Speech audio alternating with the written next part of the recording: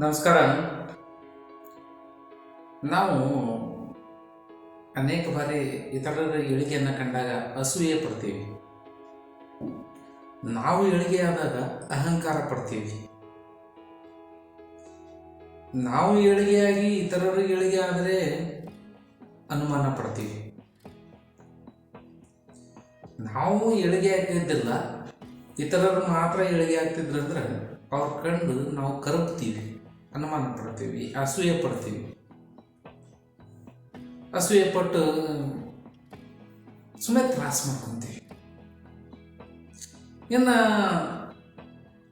ಅವರು ಏಳಿಗೆ ಆಗಿದ್ರು, ನಾವು ಏಳಿಗೆ ಆಗಿದ್ದೇವೆ ಅಂದ್ರೆ ಆವಾಗ ಅನುಮಾನ ಪಡ್ತೀವಿ. ಇನ್ನು ನಾವಷ್ಟೇ ಏಳಿಗೆ ಆಗಿದ್ದೆವು, ಅವರಲ್ಲೇ ಉಳ್ಕೊಂಡಿದ್ರು ಅಂದ್ರೆ ಅಹಂಕಾರ ಪಡ್ತೀವಿ. ನೋಡ್ರಿ, ಏಳಿಗೆ ಬೇರೆಯವರಾದ್ರ ಅಸೂಯೆ ಆಗ್ತದ, ನಮ್ಮದಾದ್ರ ಅಹಂಕಾರ ಆಗ್ತದ, ಇಬ್ಬರದು ಆದ್ರೆ ಅನುಮಾನ ಆಗ್ತದ. ಈ ರೀತಿಯಾದ ಒಂದು ಭಾವ ಎಲ್ಲರಲ್ಲಿ ಉಂಟಾಗ್ತಿರ್ತದೆ. ಇದನ್ನ ತೊಡೆದಾಕಬೇಕು, ದೂರ ಮಾಡಬೇಕು. ಅಸೂಯೆ ಪಡುವ ಗುಣವನ್ನು ಬಿಡಬೇಕು, ಅಹಂಕಾರ ಪಡುವ ಗುಣವನ್ನು ಬಿಡಬೇಕು, ಅನುಮಾನ ಪಡುವ ಗುಣವನ್ನು ಬಿಟ್ಬಿಡ್ಬೇಕು ಅನ್ನೋದು ನಮ್ಮ ಹಿರಿಯರು ನಮ್ಗೆ ಹೇಳ್ಕೊತೇ ಬಂತಾರೆ.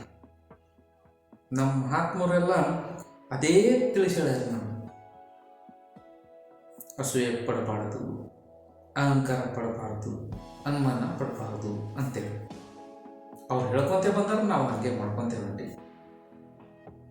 ಯಾಕಂದರೆ ನಮ್ಗೆ ಅದ್ರ ಬಗ್ಗೆ ಸರಿಯಾದ ತಿಳುವಳಿಕೆ ಮೂಡಿಲ್ಲ.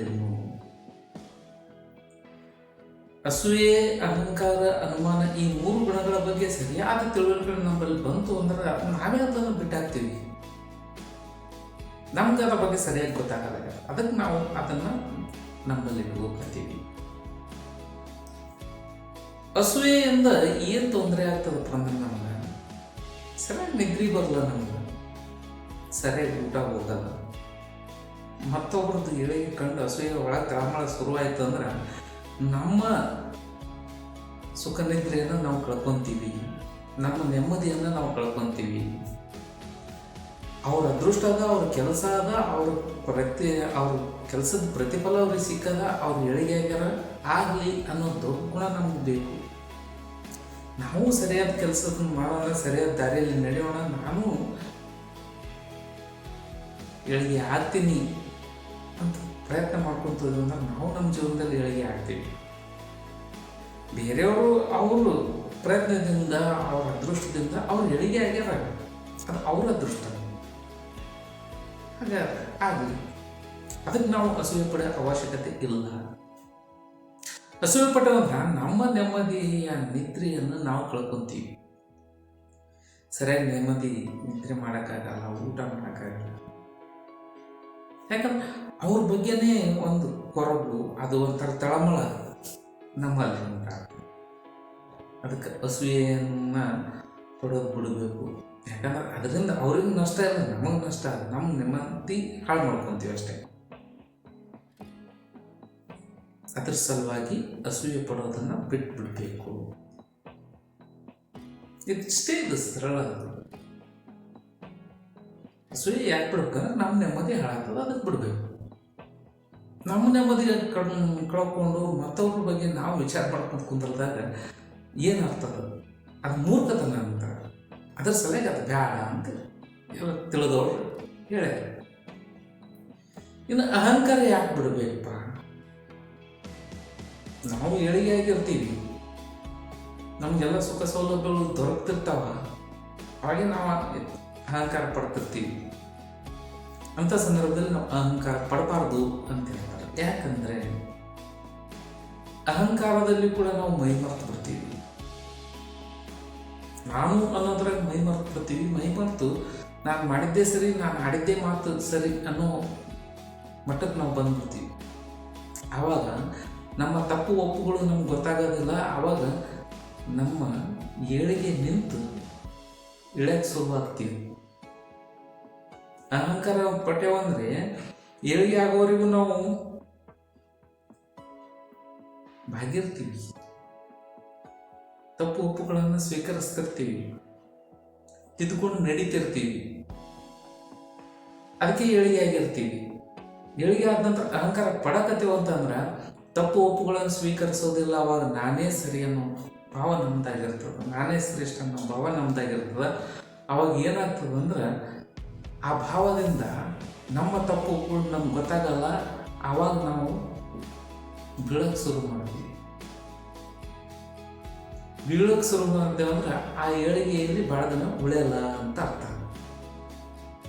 ಅದಕ್ಕೆ ನಾವು ಏಳಿಗೆಯಲ್ಲಿ ಉತ್ತಮವಾದ ದಿನಗಳನ್ನು ಕಳೀಬೇಕು ಅಂತಂದ್ರೆ, ಭಾಳಷ್ಟು ದಿನ ನಾವು ಏಳಿಗೆಯಲ್ಲಿ ಇರಬೇಕು ಅಂತಂದ್ರೆ ನಾವು ಅಹಂಕಾರ ಪಡೋದನ್ನು ಬಿಡಬೇಕು.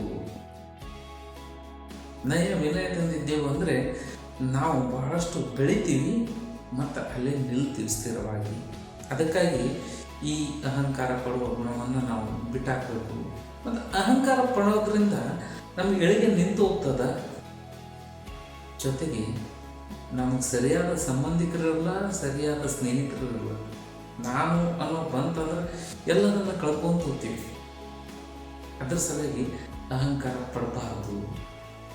ಏಳಿಗೆ ನಿಂದಿರ್ತದ, ಸಂಬಂಧಗಳು ಕಳಚಿ ಬಿಡ್ತಾವ. ಸೊಕ್ಕಿನವ್ರು ಕೂಡ ಯಾರು ಮಾತಾಡ್ತಾರೆ? ಯಾರು ಮಾತಾಡಲ್ಲ. ಬೇಕಾದ್ರೆ ಸ್ವಾರ್ಥಿಗಳಷ್ಟೇ ನಮ್ಮ ಸುತ್ತಮುತ್ತಲು ಬಂದು ನಮ್ಮಿಂದ ಲಾಭ ತೊಗೊಂಡು ಹೋಗ್ತಾರೆ. ಅದೇ ನಮ್ಮಲ್ಲಿ ನಯವಿನಯ ಇತ್ತಂದ್ರೆ ಎಲ್ಲರೂ ನಮ್ಮನ್ನು ಗೌರವಿಸ್ತಾರೆ, ನಮ್ಮ ಹತ್ರ ಬರ್ತಾರೆ, ನಮ್ಮ ಸಂಬಂಧಗಳು ಸರಿಯಾಗಿ ಉಳಿತಾವೆ. ಅದಕ್ಕಾಗಿ ಅಹಂಕಾರ ಪಡೋದು ಬೇಡ ಅಂತೇಳಿ ನಮ್ಮ ಹಿರಿಯರು ನಮಗೆ ಹೇಳ್ಯಾರ. ಇನ್ನು ಅನುಮಾನ ಪಡ್ತಿದ್ದೆವು ಅಂತಂದ್ರೆ ಅಲ್ಲಿ ಏನಾಗ್ತದೆ ಅಂದ್ರೆ ನಮ್ಮ ಜೀವನನೇ ಸರಿಯಾಗಿಲ್ಲ. ಅನುಮಾನ ಪಡೋದ್ರಿಂದ ಪ್ರತಿ ಕ್ಷಣದ ನೆಮ್ಮದಿಯನ್ನು ನಾವು ಕಳ್ಕೊಂಡ್ಬಿಟ್ಟಿರ್ತೀವಿ. ಯಾರು ಏನಂತಾರೋ, ಏನು ಸುದ್ದಿಯೋ, ಆದ ಅವ್ರದ್ದು ಹಿಂಗ, ಇವ್ರದ್ದು ಹಿಂಗ, ಹಂಗೆ ಇರ್ಬೋದನ್ನ, ಹಂಗೆ ಇರ್ಬೋದನ್ನ, ಇವೆಲ್ಲ ಕಲ್ಪನೆಗಳು ನಮ್ಮ ತಲೆಯಲ್ಲಿ ಮುತ್ತಿಕೊಂಡು ಇರ್ತಕ್ಕಂಥ ಇಡೀ ಜೀವನದ ನೆಮ್ಮದಿಯನ್ನೇ ಕಸ್ಕೊಂಡ್ಬಿಡ್ತಾವೆ. ಅದಕ್ಕೆ ಅನುಮಾನ ಪಟ್ಟೆವು ಅಲ್ಲಿ ಕೂಡ ನಾವು ನಮ್ಮ ಜೀವನದ ಪೂರ್ತಿ ನೆಮ್ಮದಿ ಕಳ್ಕೊತೀವಿ. ಜೊತೆಗೆ ಎಲ್ಲ ಸಂಬಂಧಗಳಲ್ಲಿ ಯಾವುದೇ ಭರವಸೆಗಳು ಉಳಿಯೋದಿಲ್ಲ. ಅಲ್ಲಿ ಕೂಡ ಸಂಬಂಧಗಳು ಹಾಳಾಗಿ ಹೋಗ್ತವೆ. ಅದಕ್ಕೆ ಅನುಮಾನ ಪಡೋದು ಬೇಡ ಅನ್ನೋ ಮಾತನ್ನು ಕೂಡ ಹೇಳ್ತಾರೆ. ಅದಕ್ಕೆ ಏಳಿಗೆ ಪಟ್ಟವರನ್ನು ನೋಡಿ ಅಸೂಯೆ ಪಡೋದು ಬೇಡ. ಏಳಿಗೆ ಆದ ನಂತರ ನಾವು ಅಹಂಕಾರ ಪಡೋದು ಬೇಡ. ಇನ್ನು ಅವರು ಏಳಿಗೆಯಾಗಿ ನಾವು ಏಳಿಗೆಯಿಂದ ಅನುಮಾನ ಪಡೋದು ಬೇಡವೇ ಬೇಡ. ಧನ್ಯವಾದಗಳು.